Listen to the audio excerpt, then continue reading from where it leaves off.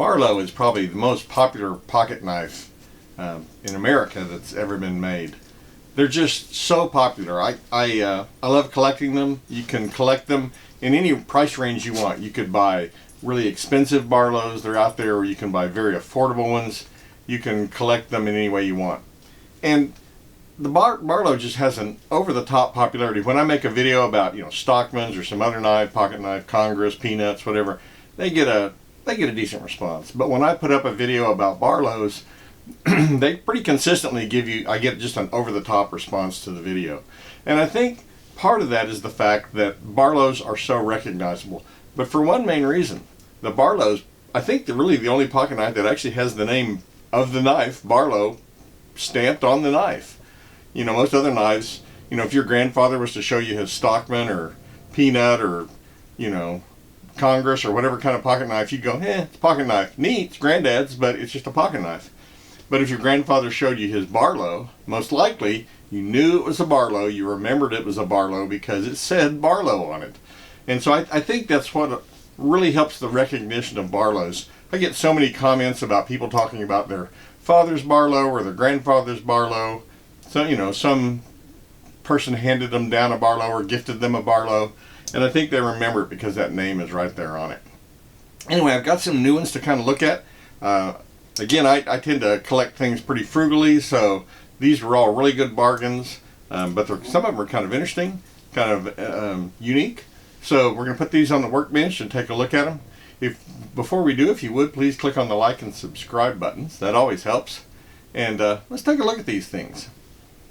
Well, let's talk Barlows. Now, these on the left side here, I've already shown these to you before. There's a Imperial that's made in Ireland and a Providence Cutlery Company. This Old Craftsman or Craftsman Old Crafty, probably made by Schrade, and a one by Western Cutlery. And they're great knives, and like I say, we've talked about those before. So what I want to do today is talk about these new ones. These new Barlows that I've found all have something kind of unique about them. So I guess we'll start at the top. This is a Colonial Barlow. I'm going to zoom in just a little bit here. This is a Colonial Barlow that is a Ronald Reagan commemorative. So it says Ronald Reagan, 40th President, 1981, 1989. It's got an American flag over here. The thing that's unique about this, let's see if we can get it to focus a little closer here. Come on, camera. The thing that's kind of unique about this is that the knife is really just completely unused. It's as ground. It's never been sharpened. No scratches on it really to speak of. It's just like it came off the factory. Now, I'm not sure exactly where these were sold. Obviously, probably in different places. It may have even been something like, presidential libraries or museums or who knows. But this commemorative is not something you see very often. And again, all these knives I got very inexpensively. Paid $15 for this. It was just such a deal, I had to buy it. And like I say, the thing that's really unique, I've seen several of these online, but I've never seen one where literally it's never been used. It's just like in brand new condition. So that's kind of cool. The next one, also a Colonial. This one I picked up online on eBay, online auction. And it was a little hard to tell from the pictures, but what I could tell is that the scales, how on some of these Colonials, this saw cut pattern that's on the scales, it's not actually a saw done by a saw, but it's just part of the molding of the scales, gets scratched up pretty easily. It's almost like grooves on a record. It's very fine, and anything that drags across it leaves a line or a mark in those grooves. And this one just really looked clean.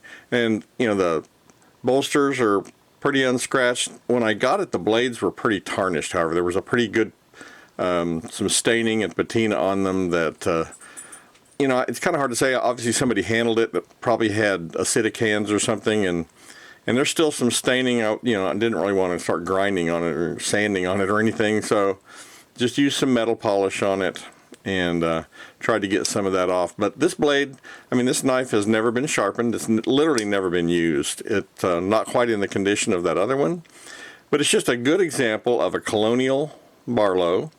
The things that's kind of unique about Colonials is that, number one, I think they're one of the few ones you see where the word Barlow is done in script instead of block letters of some kind. So that's kind of cool. But this is just a really nice example of one. It's just in really good shape. You know, it opens and closes easily. And this one was $10 plus $5 shipping. So again, you know, if you look for those bargains online, you can really find them. And you know, you can collect expensive Barlows, you can collect inexpensive Barlows. There's just any way you want to go with it. This is kind of a unique one, and it's unfortunately it's not in unused condition, but it's in decent condition. But this is an Imperial Mark Twain commemorative. You know, Mark Twain, Samuel Clemens used or talked about Barlows in some of his books, and so they made a commemorative to him.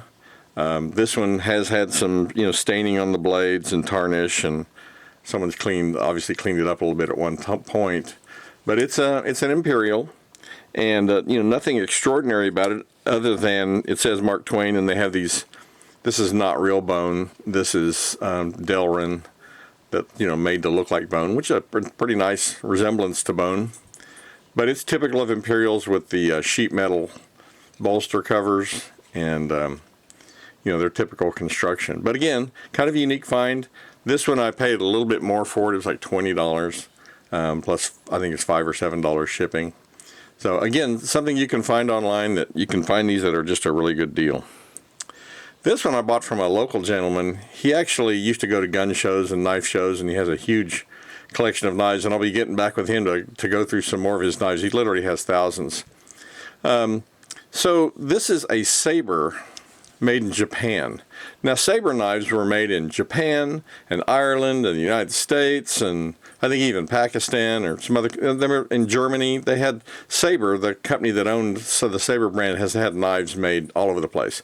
But the most common Sabers you'll see are these made in Japan. And I know when I was a kid, there was a grocery store near us. It was called Rudy's Red Bud, and they had more than one knife display. And I would go in there, and Saber knives were one, like the Colonials and Imperials. There were ones I could afford. And the Saber knives are actually fairly well made. They typically have steel liners instead of brass, but the quality on these is pretty decent. The blade steel is pretty decent. Now, the very earliest Sabers were real bone scales. This is actual bone, and nickel silver bolsters, carbon steel blades, and then this has no pattern number on it, so it just says Saber Japan. There's no pattern number. Later on, they added a 2-digit pattern number, and they went to Delrin or plastic scales, and they kept the carbon steel. Later on, they changed the 2-digit pattern number to a 3-digit by basically adding a 6 in front of the pattern. So if you had a pattern 14, it became a 614, and the 29 became a 629. And these same knives that had no pattern numbers, basically they were, you know, the same knives as those with pattern numbers, the same shapes, the same patterns. But so there's those kind of three distinctions. Later on, with the 3-digit numbers, they did eventually evolve to where they were using stainless steel. And like I said, they kept with that. After they abandoned real bone, they went to the Delrin or plastic scales. As far as collectability, the Sabers that are bringing the most money are those with real bone scales. And it's pretty easy to tell when you see one, because they made some later on that had brown scales, but nothing ever looked like the real bone. I mean, you can see this saw cut. You can see their saw kind of got a little wonky there, but so the Saber knives are kind of interesting. I paid a little bit more than I normally do. I paid $25 for this one.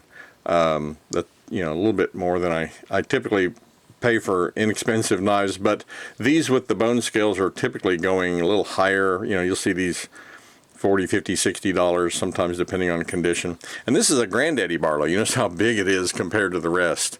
It's the only granddaddy Barlow I've ever had. This thing is, the blade is over 3 inches. The handle's 5. You got an 8-inch long knife here. It it's a pretty big pocket knife.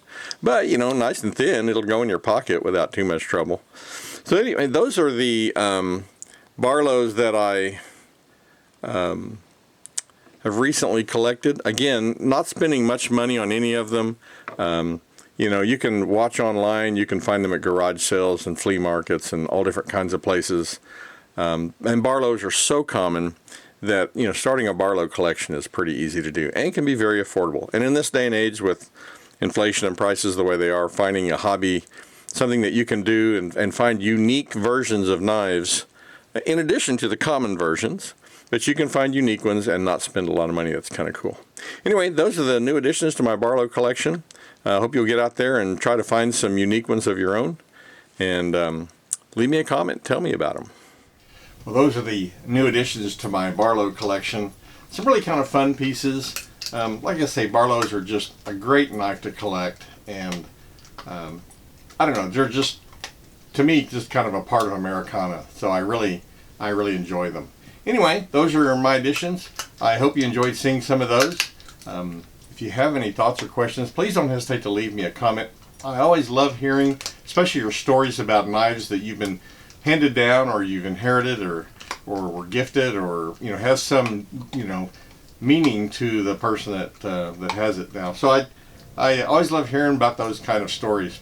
Anyway, if you would, yeah, leave me a comment. I greatly appreciate you watching my videos, and as always, thanks for watching.